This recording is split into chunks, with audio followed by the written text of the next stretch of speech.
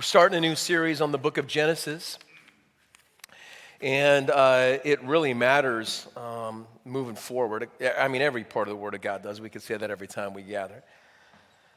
It really has a lot to do with the beginning, so we're going back to the beginning, creation specifically today. Genesis, that word means beginning. It's the first of 5 books of the Bible. You might hear the words Torah or the Pentateuch. This is kind of Genesis being the first of the books of Moses, you could say, where the people of Israel had these, and it told the story of God, how to live for God, the guidelines, the law, the rules, all those kinds of things, and what God was doing when he was birthing not only creation but humanity and the relationship that he wanted to establish so that we could flourish and multiply and do all the things that he created us to do. It is the beginning of everything, even from sin and salvation, Genesis is. But one of the first things we need to start off with is this big idea of story.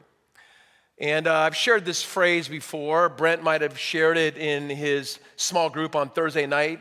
A small group that you should all go to. It matters. The story of God as a whole, it's a big deal. Everyone should know it. But here's the statement from the screen here in your notes, is that we are story-formed people. We're shaped by story. Even today, I was just asking friends in here about a friend who doesn't look like he will be on this earth too much longer, and then reflected for a moment that life that impacted me and is a small part of my big story. Like, this guy mattered in my life, invested in me, believed in me when sometimes I didn't believe in myself. He is part of my story. And we are story-formed people. Stories, they don't just inform us. They do, but that's not all that they do. And I've already said the word. We just had a whole series on it. They form us into who we are. The good and the bad parts of story and our story and other stories that impact us. One of the things that came to mind this week, you got to be a little older like me to remember this probably. And if you don't know who this guy is, you should go check out his stories. His name was Paul Harvey. I think he was about midday on remember one of these things called the radio. Do you remember one of those things? Yeah, get in your car, turn a dial, find it, tune it in. And I listened to a couple of them this past week. The dude's brilliant, whoever his writers were in him, because he would share something in a short clip, much shorter than I'm going to preach to you today, and he would talk and weave into this story, but he'd leave out the key person or thing or part of a story, and then at the end, he'd snap it on you, he'd drop the mic on you, and you would go, what? Wow, I've never heard it. And he would say, to wrap up his whole thing, some form of, and now you know. Oh man, good. We're just a bunch of old people in here, huh? All right, good. And now you know the rest of the story. Brilliant. The dude was awesome, and he still is. You should go back and listen to this guy. He's got some great stories. I think Genesis, and really maybe even that first, the Torah, the Pentateuch, the books of Moses, they're the story of God. And part of it is you get to hear what we want to do, though we are barely scratching the surface. You should do your own research and things that you want to invest in Genesis, but we're going to try to present a little bit of the rest of the story. I wonder who or what has or is forming your story, and specifically your story of God. Like, this matters, especially today. We are bombarded with content. And what you believe and know about God matters.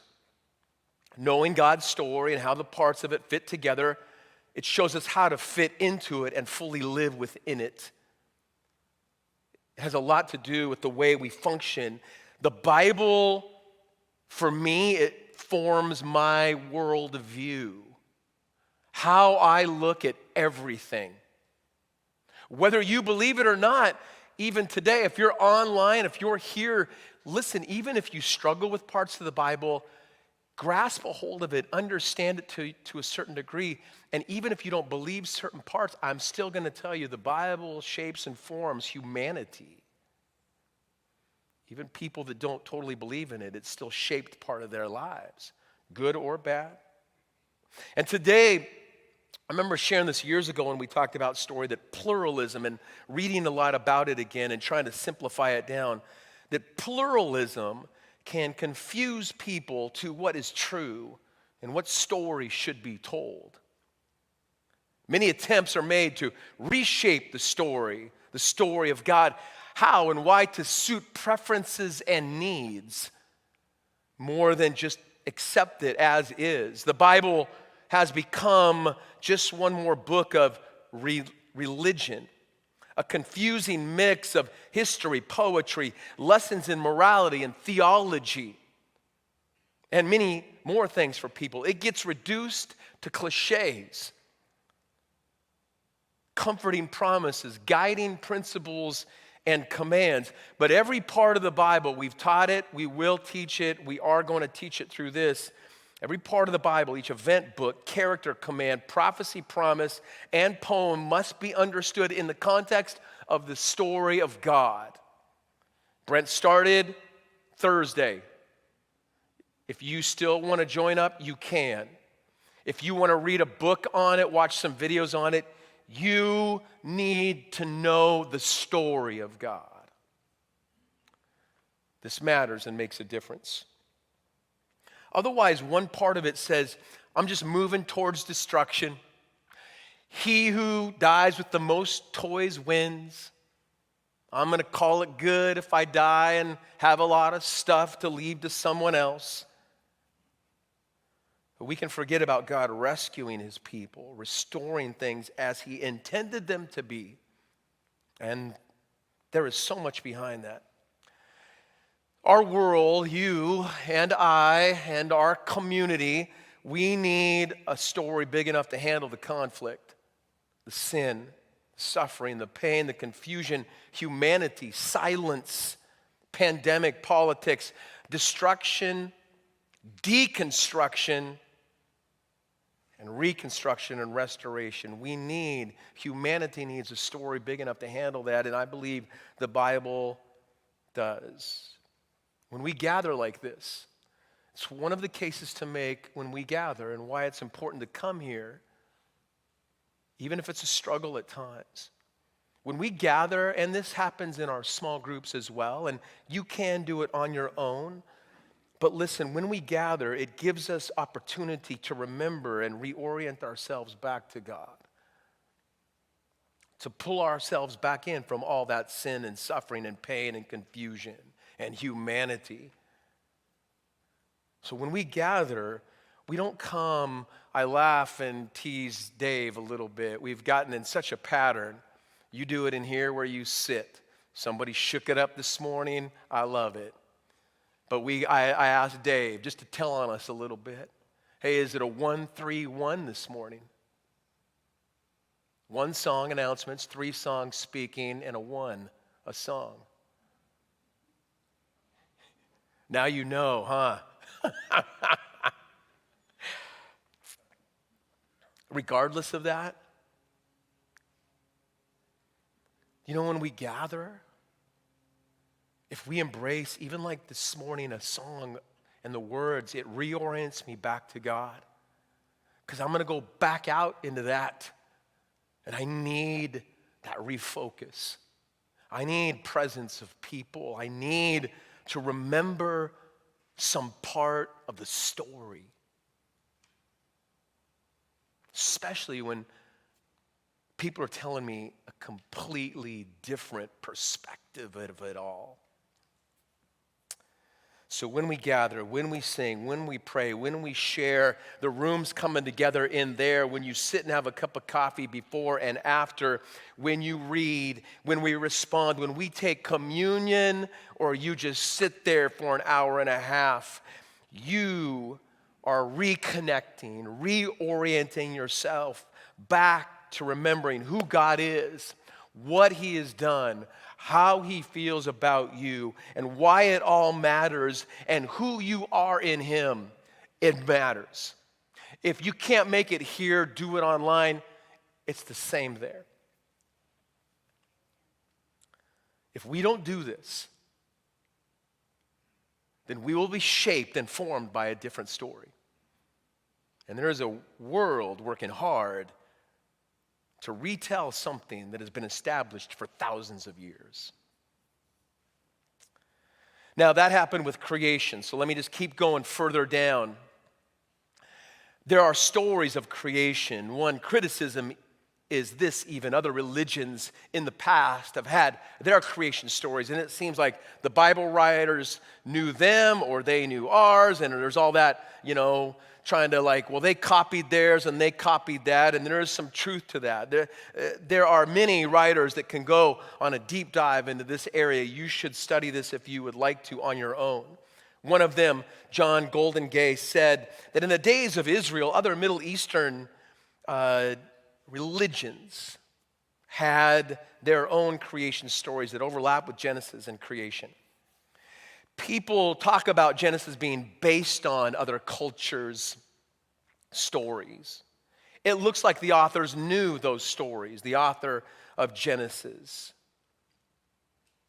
but with differences and similarities. If anything, Genesis was setting itself up against those other accounts of creation.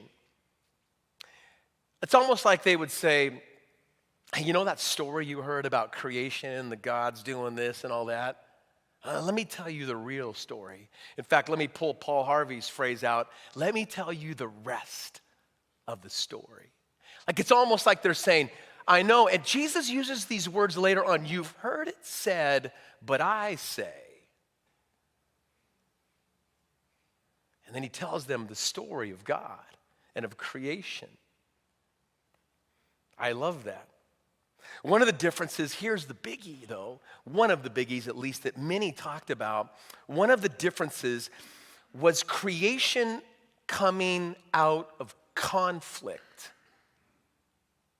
That a lot of those other stories talked about the gods, the little g, in conflict with one another. And the gods organizing the cosmos after overcoming the forces of chaos and then bringing it all together to try to fix it out of this fight. But the Genesis account portrays God's creation not as part of a conflict with opposing forces.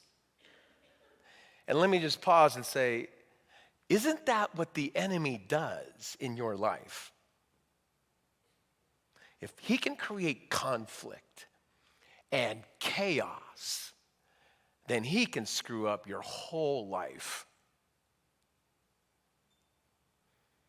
And that seems to be the aspect of other religions' creation stories. But God would seem to be composed and have a controlled process.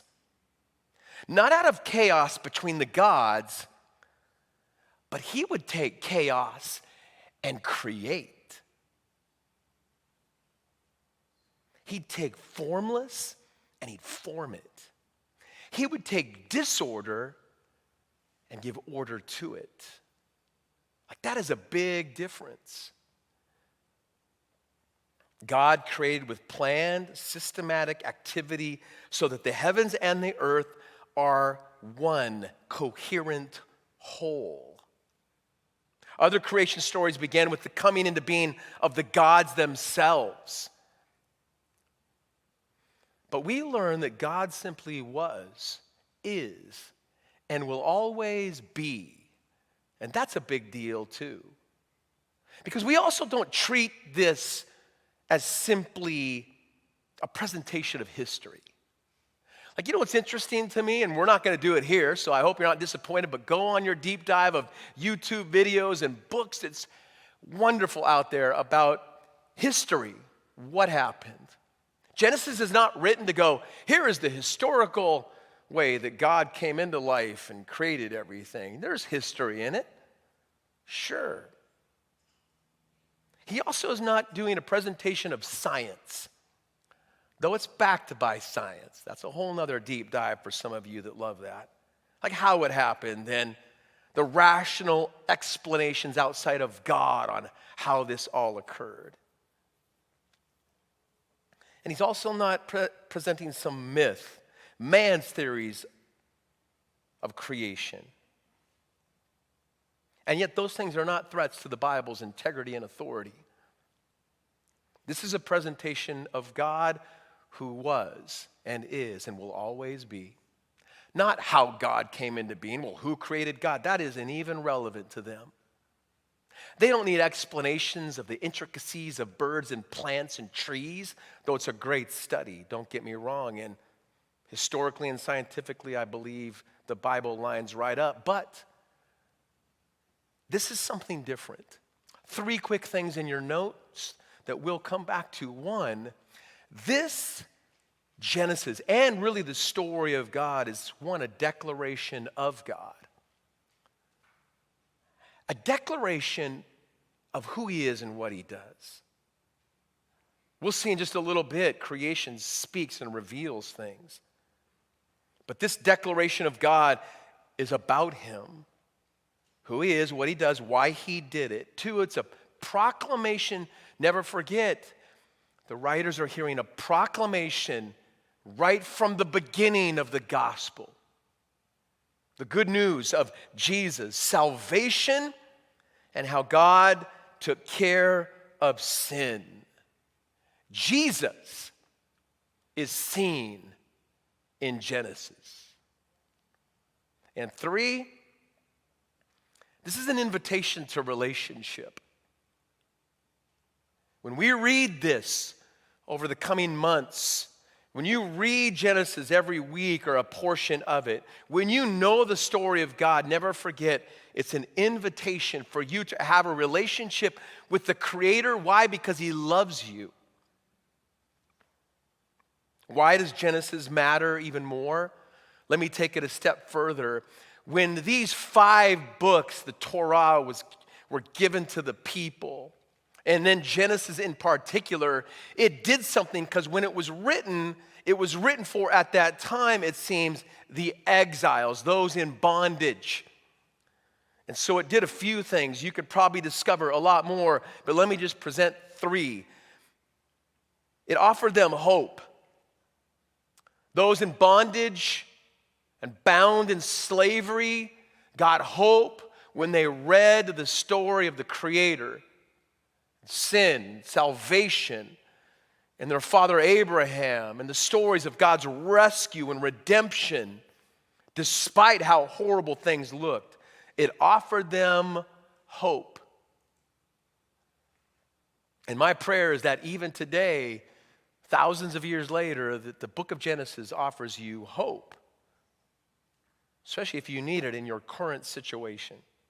2, it's going to refute the other gods of that day that were believed to be in control. So when you read Genesis, you suddenly find that, wow, I'm not in control and they aren't in control. God is in control. He is the Creator. He is with, through rhythms and systems and all that he does, he is refuting those other gods of that day who others would say, hey, God's not in control. He doesn't care about us. And Genesis would show that that is not the case. And then one of the things that Genesis does is it establishes foundations for our faith in God and living faithfully for God. So we're going to see a lot, even in the creation story, how God is showing us foundationally how to live and flourish as human beings. Now, I want to tell you a little bit of Genesis, but I want you to hear a portion of Genesis right now. The story is this: in 1968, here's another old people thing, huh? And this is me, born in 63, right? In 1968, Apollo 8 was circling. And they had, at that time, one of the largest audiences that would hear what they would say as they orbited and look at the earth from a distance and see the moon. And they didn't know what to say. I read this thing about the discussion they had. What should we say? They were actually talking about some Christmas story like the Grinch or something like that. Maybe we should read part of that. And I don't remember the lady's name, said you should go back to the beginning. And here is the actual recording on Christmas Eve, December 24th, 1968. The darkness, the void, and the revelation of seeing something that is amazing and beautiful. And millions of people heard the words of Genesis 1 through 10. We are now approaching lunar sunrise, and for all the people back on Earth, the crew of Apollo 8 has a message that we would like to send to you. In the beginning, God created the heaven and the earth. And the earth was without form and void, and darkness was upon the face of the deep. And the Spirit of God moved upon the face of the waters. And God said, "Let there be light." And there was light. And God saw the light, that it was good. And God divided the light from the darkness. And God called the light day, and the darkness he called night, and the evening and the morning was the first day. And God said, "Let there be a firmament in the midst of the waters. Let it divide the waters from the waters." And God made the firmament, and divided the waters which were under the firmament from the waters which were above the firmament. And it was so. And God called the firmament heaven, and the evening and the morning was the second day.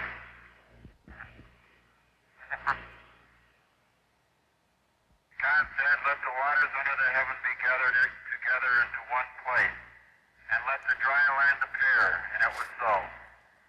And God called the dry land earth, and the gathering together of the waters called he seas. God saw that it was good.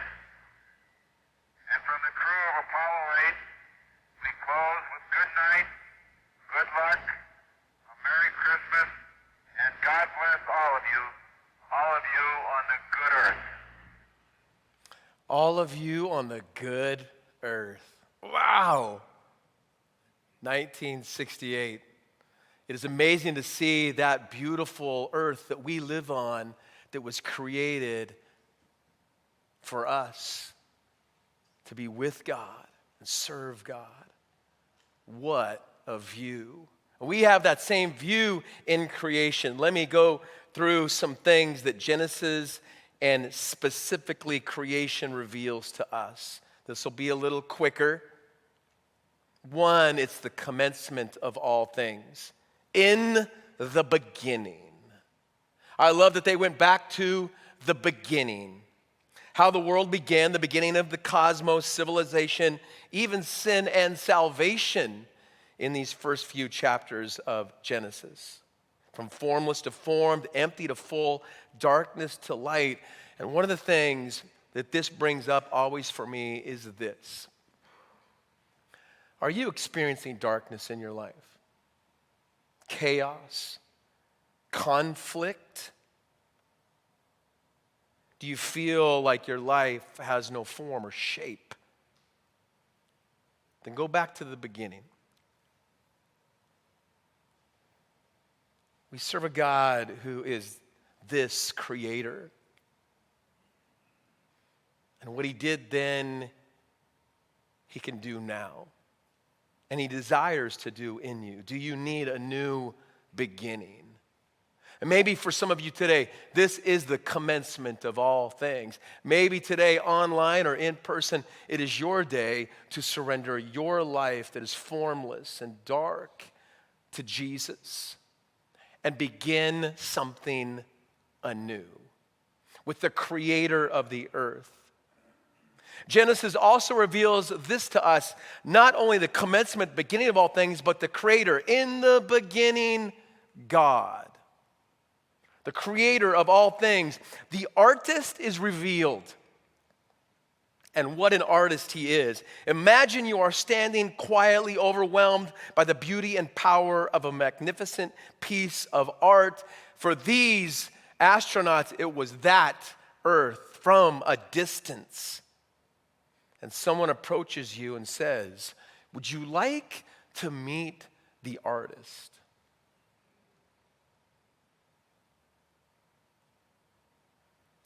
Wow. In the beginning, God shows me that God is the centerpiece of the story. One of the things my mom does, always done, I think my grandma's probably did it too, I don't remember it, all of it is, they always had a centerpiece for our birthdays. Even if we didn't all sit at the table. You'd come, there's always be something that's a picture that you might love or go, why did you pick that picture out to show me as a kid or whatever, right? And there'd be something with it on the cake or a thing that maybe we made or did or something specific to us. And what a centerpiece does is it drew you in to what everything was about at that moment. When we look at Genesis and specifically the creation, we discover the creator, and here's the deal, God is the centerpiece of the whole story. Causes conversation, reflects beauty to remember, remind, and reorient. God is the foundation, the authority, first and last, beginning and end. This is not a story that says, in the beginning, Ron. If you didn't know, my name's Ron. It's not about me. Everything doesn't revolve around me. The moment that happens, everything changes, and I'm telling a different story. This is about the creator. God is not a character in my story. This is so important. I am a character in his. And God invites us into his story. Not to edit it, but to be a part of it. Leslie Fields, I've shared this quote before, says these words, "We do not enter the story of God as editors with red pens in hand, but as supplicants seeking understanding and truth." This is so important. Creation reveals the creator, God himself. In the beginning, God. And then 3, it reveals creation. In the beginning, God created. Genesis 1:11 all the way to 2:4 is then the declaration, the creation of God. Just to paraphrase, in verse 11, they read verse 1 through 10. We find all the water and land and all that, and then God creates all the vegetation. And there's a rhythm to it that you see when you read the story on your own. Read chapter 1 and in prep for next week, chapter 2. God said, hey, vegetation. He spoke it, and it came about, and God saw that it was good. And evening passed, and morning came, marking day 3. Then God said, lights appear in the sky to separate day from night. Let them be signs to mark the seasons, days, years. There's a rhythm, stars, sun, moon, to separate light from darkness. God saw that it was good. Evening passed, morning came, 4th day. God said, sea and sky creatures, be fruitful and multiply. Evening passed, morning came, 5th day. Then God said, land creatures. And God saw that it was good. And then God said, let us make human beings. Brent will talk about this next week, in our image, to be like us. They'll reign over the fish, the birds, the livestock, wild animals, small animals. So God created human beings in his own image. In the image of God, he created them male. Female, he created them. Then God blessed them and said, be fruitful, multiply, fill the earth, govern it.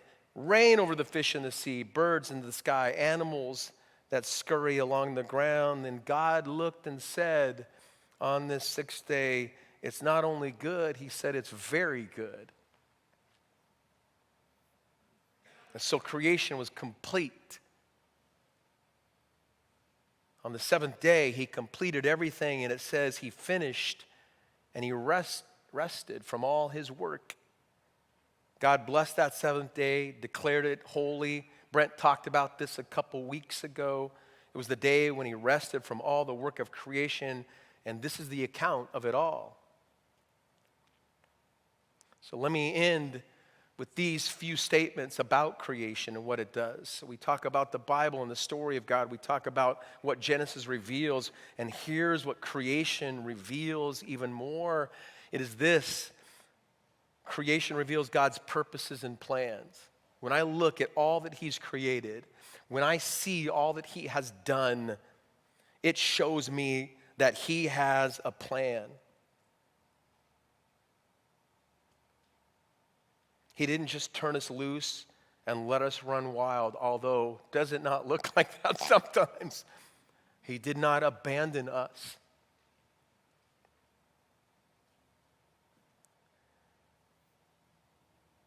To whatever and whoever. I love it. It talks about how he hovered and breathed and gave life, and he created and he spoke and he saw and he separated and he called and he made and he blessed, and he gives birth to light, space, sky, land, day, night, sea, plants, trees, seeds, seasons, fish and birds, man and woman. And he does it so that we can be living and active, life-producing, life-giving, and life-sustaining. There's a purpose and a plan to what he's done. He created life just, this is hard for some of us to grasp, just the way he intended it to be. And this matters because the chaos and conflict that the enemy thrusts at us, we believe that the deeper element is God is working all things together for his glory and good, as the song said. He creates out of nothing and declares, like I said, like his word proclaims, it's good, but then he adds to something even more and greater us that is very good. For those of you in this room that don't think you amount to anything and aren't good, that is not the words of God. That is a lie of the enemy. But Ron, look at my life. I know. Look at the Creator and what he can do. Isaiah 45, 18 and 19. For the Lord is God, and he created the heavens and earth and put everything in place. He made the world to be lived in, not to be a place of empty chaos. I am the Lord, he says, and there is no other. I publicly proclaim bold promises.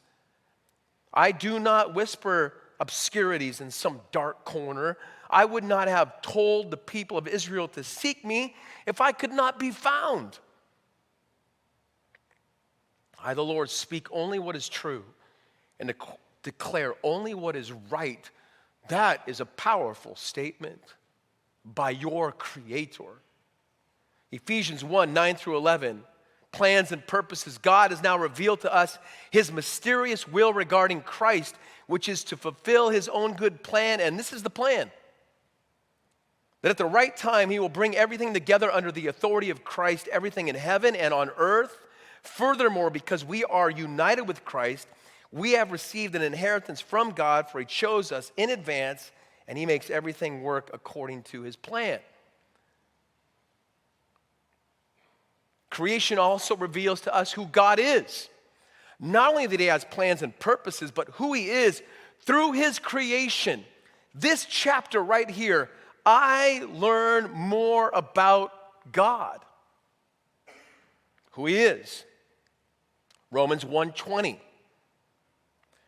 For ever since the world was created, Genesis chapter 1, people have seen the earth and sky. Through everything God made, they can clearly see his invisible qualities, his eternal power, divine nature, so they have no excuse for not knowing a God that wants to know them. Creation reveals what God does, who he is, what he does, what what he does in life. Psalm 19, 1 through 2, the heavens declare the glory of God. The skies proclaim the work of his hands. Day after day, they pour forth speech. Night after night, they reveal knowledge. Psalm 111, 3, everything God does reveals his glory and majesty. Creation that we just read, that you should read over and over again, that you should go back to, that you walk out and see. It is beautiful out today, and it speaks loudly of the Creator, who he is, what he does, his plans and purposes. He speaks, he's not silent. He creates and recreates. We can look out there and see that.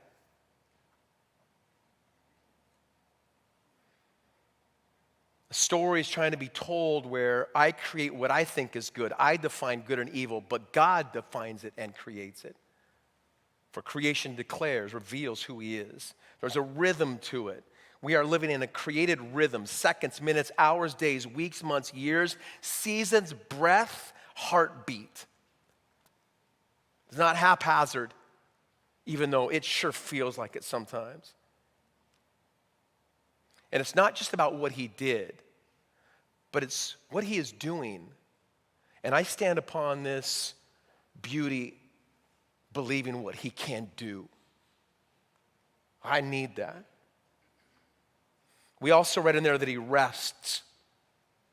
Now again, Brent talked about this a while back, but we see that God completes something. And I know, because I need, you need, we need, the world needs God's rest and peace. Complete your work, God. You are not done yet. God, breathe back into us and restore life as you intended it to be. And even, man, it was a deep dive that I couldn't go into. Jesus, there's a picture of sevens and completion in Jesus. And one of the words that's connected to all this is Jesus on the cross saying, it is finished, connected to that seventh day. It's finished. I did it. I took care of it. I'm restoring. I'm renewing. You know, all that darkness and formless life that you have, Jesus on the cross took care of it. He's recreating. He can do what no other God can do. That is why one of the theme verses that we seem to go back to over and over again in Matthew 11:28, when Jesus says, come to me, all of you who are heavy and burdened and drugged down and tired and exhausted and weary. Come to me, and what does he say? I will give you real rest. Rest for your souls. This goes back to creation when God said, it's done. I'm resting. That means I stand upon that and go, if I go to Jesus, I will find real rest because he's the creator. And he gets this. He's completed and finished. Creation reveals our place in his story. This means then that, and lays down this idea of Ephesians 2:10, for we are God's masterpiece. He's created us anew in Christ Jesus so we can do the things he planned for us long ago. That's the song, Romans 8:28, when it says, you work all things together. And it'll say in Romans 8:28, you work all things for the good, for those that love you and follow you. I can stand upon that and believe that because of who he is, what he does, and what creation speaks to me about. And the last thing is this, the worship team can come. Creation, it reveals, we've already said it, Jesus. When I read Genesis 1, when we look at 2, when we see sin in 3, we're going to see Jesus, Jesus, Jesus, Jesus everywhere. Creation reveals Jesus. We're always going to go back to him. Tim Keller said, the whole story of the world and how we fit into it is most clearly understood through a careful, direct look at the story of Jesus. How beautifully his life makes sense of ours. Jesus is part of the entire story, the fulfillment of it. He shapes our story. He is the main character. That's why I give my life to him. Colossians 1:15-17. Christ is the visible image of the invisible God. He existed before anything was created. He is supreme over all creation. For through him, God created everything in the heavenly realms and on earth. He made the things we can see, the things we can't see, thrones, kingdoms, rulers, authorities in the unseen world. Everything was created through him and for him. He existed before anything else, and he holds all creation together. He holds all creation together. He holds all creation together, even when it seems like it's falling apart. In John 1:1-5, John wrote, one of the Gospels, in the beginning, the Word already existed, the Word Jesus. The Word was with God. The Word was God. He existed in the beginning with God. God created everything through him, and nothing was created except through him. The Word, Jesus, gave life to everything that was created, and his life brought light to everyone. The light shines in the darkness, and the darkness can never extinguish it. If you have darkness in your life, when you give your life to Jesus, follow the creator of darkness and light, who can extinguish it, and nothing can change that. Nothing. Would you stand with me? We're going to sing a song that talks about that. If you have communion, you can take it. If you have chaos in your life and conflict, I am not one that ever shies away from this. You need Jesus. You are not some haphazard human being on a big old chunk of rock that randomly whacked some other rock and birthed us. Now, you could believe that, study it out, but I'm not putting any hope in that. There is nothing that offers hope except who we just read about, the creator of heaven and earth. Your marriage is in deep darkness and destroyed. Then go to Jesus. I'm not saying that it's just fixed because you just check the box on a card, because that's not what we do. When we strip down Christianity to a checked box, we're missing the story of God. I am running to the Creator who seems to move and work compassionately with order. And if I trust his order and process, I believe that he makes all things new. Have you lost someone that you love? That darkness can turn into light when you let the creator of the world walk with you and mourn with you, cry with you.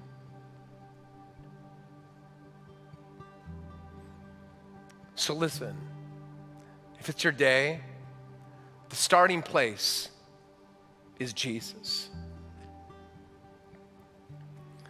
And it starts as simple as just going, Jesus, I give you all of me.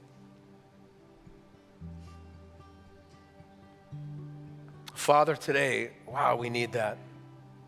Thank you for not just creating, but recreating. Do your work in us, the center of the story and our story as well. In Jesus' name, amen.